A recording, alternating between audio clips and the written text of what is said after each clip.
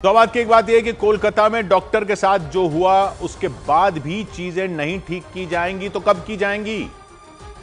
Junior doctor बेवजह आक्रोश में थोड़े ही हैं। ये जूनियर डॉक्टर ही रीढ़ होते हैं अस्पतालों की। सीनियर डॉक्टर तो राउंड पर आकर क्या करना है बताकर चले जाते हैं। काम तो सारा जूनियर डॉक्टरों और नर्सों को ही करना पड़ता है।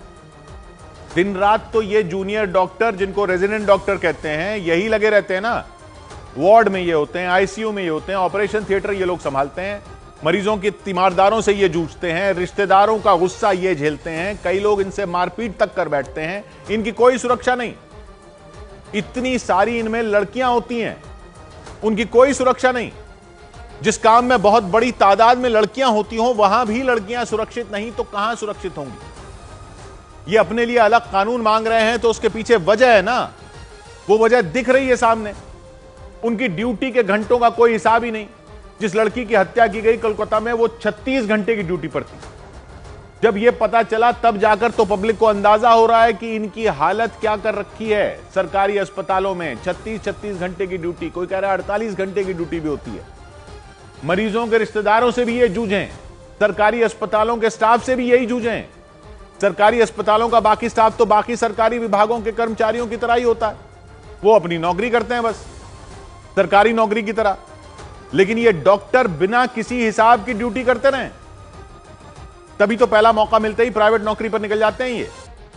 और बड़े शहरों के बड़े सरकारी अस्पतालों में तो मरीज दूर दराज से आते हैं। उनके रिश्तेदारों का उस शहर में घर ही नहीं होता, वो वहीं अस्पतालों में रहते हैं। मरीजों के साथ लोगों का रेला लगा रहता है और इन जूनियर डॉक्टरों से इस पूरी भीड़ भाड़ में 36 घंटे की ड्यूटी करवाई जाती है। बैठने तक की जगह नहीं देते जूनियर डॉक्टरों को। वो सेमिनार रूम देखा ना, जहां वो लड़की सुस्ताने गई थी, छोटी सी जगह कोने में मिली तो वहां ऐसे आराम कर लेते हैं ये जूनियर डॉक्टर। 7 साल तक मेडिकल की सबसे मुश्किल पढ़ाई करने के बाद ये मिलता है इनको। और बड़े लोगों को ये सब दिखता ही नहीं। दिखेगा कैसे? क्योंकि बड़े लोगों के लिए तो प्राइवेट अस्पताल हैं। सरकारी अस्पतालों में तो गरीब जाते हैं, उनकी दुनिया ही अलग है। सरकारी अस्पतालों में तो बड़े लोगों के बच्चे तब जाते हैं जब उनको डॉक्टरी की पढ़ाई करनी होती है। एक्सपीरियंस लेने के लिए ट्रेनिंग सेंटर बन गए हैं डॉक्टरों के लिए ये सरकारी अस्पताल। लेकिन क्या गलती उनकी? कौन नौकरी करेगा ऐसे?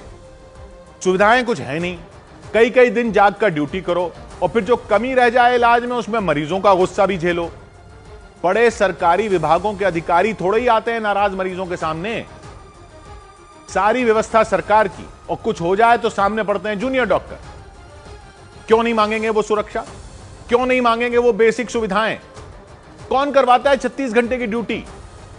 नेता लोग तो भाषण दे जाते हैं कि हमने ये अस्पताल खोल दिया, वो सुविधा दे दी, ये कर दिया, वो कर दिया, लेकिन डॉक्टरों का कुछ नहीं।